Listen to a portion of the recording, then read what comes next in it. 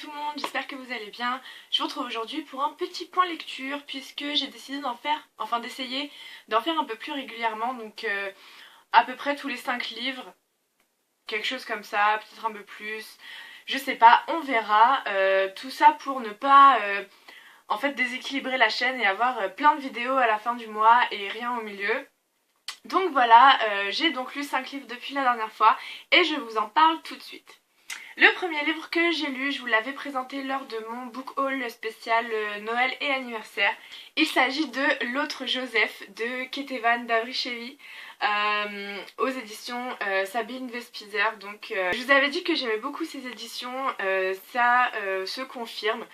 J'aime vraiment leur ligne éditoriale, les rares livres que j'ai pu lire de ces éditions m'ont beaucoup plu et celui-là en fait partie, j'ai vraiment beaucoup aimé. Je ne savais pas trop à quoi m'attendre à vrai dire. C'est l'histoire en fait de l'autre Joseph qui est donc l'ami d'enfance de Staline.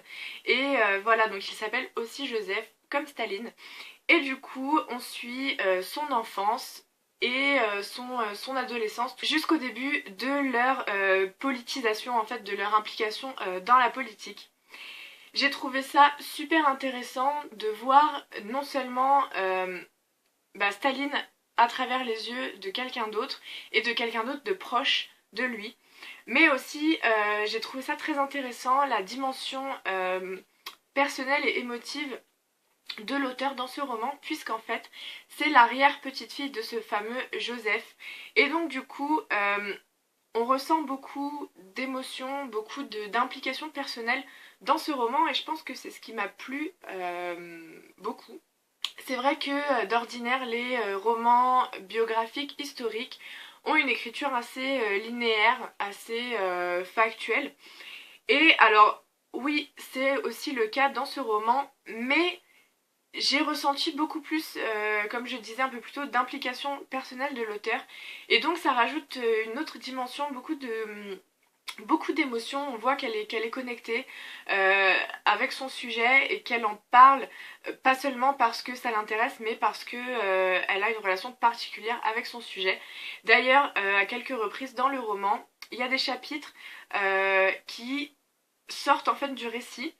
C'est l'auteur elle-même qui décrit en fait ses recherches, comment elle a eu l'idée d'écrire ce roman, ses démarches, etc. Pour écrire justement ce livre par rapport à sa famille et tout. Donc j'ai trouvé ça vraiment intéressant. C'est vrai que ça coupe le récit, mais ça amène quelque chose en plus que j'ai vraiment beaucoup aimé. C'est le premier livre que je lis de cet auteur et j'ai beaucoup aimé son écriture, ça se lit très bien, c'est très fluide, etc. Donc voilà, c'est aussi un bon roman pour en apprendre un peu plus sur le contexte sociopolitique de l'époque. Ça se passe au tout début, donc encore une fois quand Staline commence à se politiser et à entrer dans des groupes et à créer des groupes révolutionnaires. J'ai trouvé ça super intéressant parce que c'est vrai que je ne connaissais pas beaucoup le conflit entre les Géorgiens et les Russes, et ça m'a beaucoup appris, c'était très enrichissant. Donc voilà, c'est vraiment un roman très très bien que je recommande évidemment à tous ceux que le sujet intéresse. Ensuite, sur un sujet un petit peu différent, j'ai lu un livre qu'on m'avait offert il y a assez longtemps, que j'avais un peu oublié. Il s'agit de Le Confident d'Hélène Grémillon. C'est l'histoire donc de Camille. Sa mère vient de mourir et elle reçoit une lettre assez épaisse parmi toutes les lettres de condoléances qu'elle reçoit, qui sort un peu de l'ordinaire et qui lui raconte une histoire. En fait, c'est une lettre signée d'un certain Louis qui lui raconte l'histoire d'une jeune fille qui s'appelle Annie. Et ça se passe donc... alors, il y a deux temporalités. L'histoire de Camille se passe dans les années 70 et l'histoire de Louis et Annie se passe pendant la Seconde Guerre mondiale. Et donc du coup, Camille continue à recevoir ces lettres qui lui racontent un récit, comme un livre un peu. Et elle va vite se rendre compte que ce récit est connecté de très près à sa famille et à son histoire personnelle. Je n'en dis pas plus. Vous savez maintenant que j'aime bien ce genre d'histoire, de secrets familiaux, un peu dramatiques, dont on découvre toutes les ficelles au fur et à mesure du récit. Donc j'ai forcément plutôt apprécié ce roman. Maintenant c'est pas non plus une lecture je pense qui va me laisser un souvenir impérissable, mais j'ai bien aimé. C'est pareil, c'est fluide, ça se lit tout seul. Alors on a vraiment forcément envie de lire la suite à chaque fin de chapitre parce que on veut découvrir quel est évidemment ce secret. Même si voilà, ça se devine quand même très vite. Voilà, personnellement, et je pense que c'est le cas pour beaucoup, j'avais deviné la fin et un peu toutes les ficelles du secret bien avant la fin. Mais ça reste très agréable à lire. Le contexte historique est bien intégré, est bien décrit, les personnages sont très attachants. Et c'est vrai que c'est quand même une belle histoire, assez triste, même très triste d'ailleurs, qui, j'avoue, à deux, trois reprises m'a mis une petite boule dans la gorge quand même. C'est une histoire sur la parentalité, sur les choix difficiles qui se présentent à certaines personnes. C'est vraiment quelque chose de très touchant. Voilà. Après, encore une fois, c'est pas le meilleur roman du genre que j'ai lu. Mais ça se lit quand même très très bien, donc voilà, puis c'est assez rapide, je l'ai lu en un jour et demi je pense. Donc voilà, si ce genre de sujet vous intéresse ou que vous aimez bien lire des histoires de famille, etc., vous pouvez lire sans souci Le Confident. Je suis passée ensuite à une toute petite lecture dont pareil je vous avais parlé dans mon book haul spécial anniversaire. Il s'agit de Pas assez pour faire une femme de Jeanne Benhammer, qui est une auteure que j'avais envie de lire depuis assez longtemps. Et par chance, j'avais en fait une amie de ma mère lui a offert ce livre qu'elle m'a prêté. Il est tout petit, il fait 80 pages à peu près. Et c'est l'histoire de Judith, qui est une jeune étudiante en première année de lettres, il me semble, qui rencontre Alain, qui est un étudiant un peu plus âgé, et ça se passe juste après mai 68. Et du coup, Alain est très engagé dans la cause étudiante et aussi est très politisé. Et en fait, à travers cette histoire qu'elle vit avec Alain, qui est donc sa première histoire d'amour, son premier copain, etc., en fait, on assiste à l'évolution de Judith qui se transforme de jeune fille à jeune femme. C'est vraiment un récit très touchant. J'ai été vraiment emportée dès les premières lignes. L'écriture de Jeanne Benhammer est magnifique. C'est très sensible, c'est très poétique, ça nous touche droit au cœur. Il y a plein de citations que je pourrais relever qui me parlent particulièrement. Et ce que j'ai aimé, c'est la double dimension de l'évolution de Judith, justement. On la voit évoluer non seulement vis-à-vis de son corps et de son identité de femme, à travers notamment des scènes d'intimité avec Alain qui sont vraiment très bien décrites. C'est vraiment très beau. Et aussi, on la voit évoluer dans sa conscience politique. Elle vient d'une petite ville assez rurale et elle vient étudier dans une plus grande ville.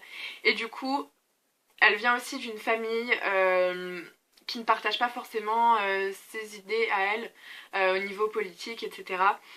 Et c'est vraiment intéressant de voir en fait comment sa conscience politique s'éveille et comment elle monte au créneau, etc. Dans cette cause et comment elle s'affirme en fait en tant que personne. C'est vraiment un très très beau livre. Par contre, je comprends pas parce que sur pas mal de sites, il est catalogué en jeunesse. Je sais pas trop pourquoi, c'est pas trop un livre jeunesse, enfin voilà. Mais en tout cas c'est un livre très très très intéressant, ça se lit très vite. Les 80 pages sont suffisantes pour le propos en fait, mais c'est vrai que j'aurais pas été contre quelques pages de plus parce que c'était vraiment très très bien, j'étais vraiment à fond dedans et j'aurais aimé en savoir un peu plus sur Judith. Voilà. J'ai ensuite lu un livre très populaire qui a fait beaucoup parler de lui et qui fait encore parler de lui d'ailleurs. Il s'agit de Une vie entre deux océans de Margot L. Steadman qui est une auteure australienne. Alors ce livre, voilà, on en a beaucoup parlé, ça a été un coup de cœur pour beaucoup de gens. Et je l'ai acheté parce que je suis très curieuse. J'avoue qu'au début, il me tentait pas plus que ça. D'une part parce que c'est complètement stupide, mais le titre me disait rien. Je trouvais ça... pour moi, ça avait l'air un peu niais, en fait. Et voilà, l'histoire me branchait pas plus que ça. Et finalement, je suis bien contente de l'avoir lu. J'ai pas eu un coup de cœur comme pour la plupart des gens qui l'ont lu, mais j'ai quand même beaucoup aimé ce roman. Alors c'est l'histoire de Tom et d'Isabelle qui sont donc un couple. Tom, après la guerre, rentre en Australie et devient gardien du phare de Janus Rock, qui est une petite île justement entre deux océans, tout au bout de l'Australie, en fait à l'ouest de l'Australie. Et donc il rencontre Isabelle et voilà, ils tombent amoureux, etc. Et ils ont du mal à avoir un enfant. Un jour arrive sur leur petite île un bateau avec dedans un homme mort et un bébé. Voilà. C'est le pitch de l'histoire. Je vous laisse deviner ce qui se passe, évidemment. Ils gardent le bébé, mais bon, il y a plein de problèmes qui arrivent, évidemment. J'ai vraiment beaucoup aimé l'écriture. Alors ce que j'ai particulièrement aimé, c'est que, encore une fois, c'est un livre qui nous fait voyager. Les paysages d'Australie sont très bien décrits. Toute l'ambiance de l'île un peu perdue au milieu de nulle part, de la vie dans le phare, etc. C'est très bien décrit, je m'y suis vraiment crue et j'ai beaucoup aimé ça. Et l'histoire en elle-même, bon c'est pareil, c'est assez prévisible, sauf peut-être la fin, je m'attendais pas trop à ça, mais ça m'a quand même plu. Les personnages, alors j'ai eu un peu de mal à m'attacher aux personnages féminins. Je sais pas pourquoi, pourtant on peut ressentir beaucoup d'empathie, beaucoup de compassion pour elles. Mais pour moi ça ne l'a pas fait, j'ai pas réussi à m'y attacher. Isabelle m'a beaucoup énervée. Même si j'ai pu comprendre quelques-unes de ses réactions, pardon, mais globalement, j'ai pas eu beaucoup de sympathie ni d'empathie pour elle. Par contre, j'ai adoré le personnage de Tom. Je l'ai trouvé très dévoué, très terre-à-terre, mais aussi assez romantique, assez protecteur, très intéressant. Donc voilà, les personnages secondaires aussi sont plutôt sympathiques. Voilà, c'est un bon roman dans le genre. C'est pas vraiment une romance. Je sais pas trop comment décrire ce livre, mais c'est vraiment une jolie histoire. Voilà, j'ai pas pleuré, je suis assez fière de moi parce que tout le monde me disait prépare ta boîte de mouchoirs, etc. Ça n'a pas été le cas, donc je suis assez contente. L'adaptation cinématographique sort cet automne avec Michael Fassbender dans le rôle de Tom, donc je suis super contente et j'ai super hâte d'aller voir le film également. Le dernier livre que j'ai lu dans un genre complètement différent, il s'agit de Uprooted de Naomi Novik, qui est un livre de fantasy. Alors, comme vous pouvez le voir, la couverture est vraiment très belle, enfin moi j'adore. Et c'est en fait pour ça que j'ai lu ce livre. Je sais que c'est une raison très superficielle, mais pourquoi pas. Donc ça parle de Agnieszka qui vit dans un petit village qui est entouré d'une sombre zone qui s'appelle le bois. Et chaque décennie, pardon, il y a un homme qui s'appelle le dragon, qui est un des sorciers les plus puissants du royaume, qui descend dans le village et qui vient prendre une jeune fille. Pour on ne sait pas faire quoi, personne ne le sait. Et donc Agnieszka est persuadée, et tout le monde dans le village est persuadé, que cette année-là, il va prendre Kasia, qui est donc une autre jeune fille du village, qui a tout pour elle, qui est très jolie, etc. Et en fait non, le dragon arrive et il prend Agnieszka et personne comprend, parce que bien sûr ils pensent tous que le dragon enlève des filles tous les ans pour en faire son esclave, et plus ses affinités. Et en fait c'est pas du tout le cas. Et je vous dis pas plus parce que c'est pas dit dans le résumé, donc j'ai pas envie de vous spoiler. Je sais pas trop comment expliquer ce que j'ai ressenti à la lecture de ce livre. J'ai lu la première moitié super rapidement, j'étais vraiment prise dans le truc, il y a beaucoup d'action, il y a presque pas de temps mort, ça va vite tout le temps. Et en fait au bout d'un moment j'ai perdu de l'intérêt pour le récit parce que j'avais l'impression que ça avançait pas. Je savais pas où l'auteur voulait m'emmener, je savais pas quel était le but de cette histoire en fait, où est-ce que ça allait. Et du coup, mon intérêt s'est essoufflé super vite et je l'ai laissé en pause pendant 2 ou 3 bonnes semaines je pense. Et cette semaine je me suis dit non, il faut que je le finisse pour savoir le fin mot de l'histoire. Et en fait, finalement j'ai été assez déçue au final.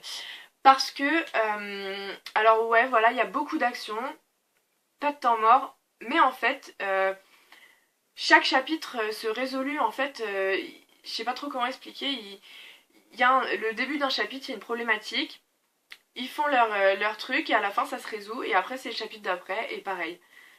Et du coup, bah on dirait qu'il n'y a pas d'histoire. Il y a une histoire mais il y a plein d'histoires au milieu. Et au final j'ai trouvé que ça manquait d'un vrai fil conducteur. J'ai trouvé aussi que c'était assez inégal comme récit. Il y a des passages qui sont très intéressants, très vivants, etc. Et d'autres passages où j'ai l'impression que ça avançait pas du tout, c'était très long, ça me semblait interminable. Euh, voilà, donc du coup, en plus, le fait qu'il y ait beaucoup d'actions comme ça m'a pas trop permis de connecter ou de m'attacher vraiment au personnage.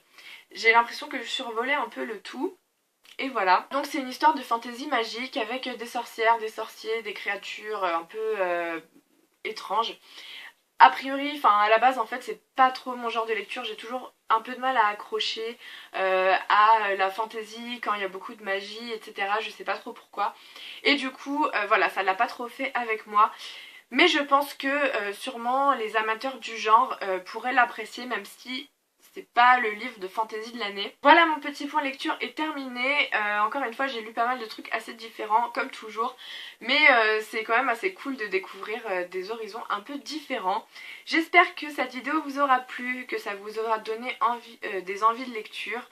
Et en attendant, si vous avez lu l'un ou l'autre de ces livres ou si vous tente ou si vous avez des suggestions ou si vous voulez me raconter votre journée, peu importe, écrivez-moi en commentaire, comme d'habitude ça me fera plaisir de vous répondre. En attendant, je vous souhaite une très bonne journée, une bonne fin de semaine et je vous dis à très vite, bye.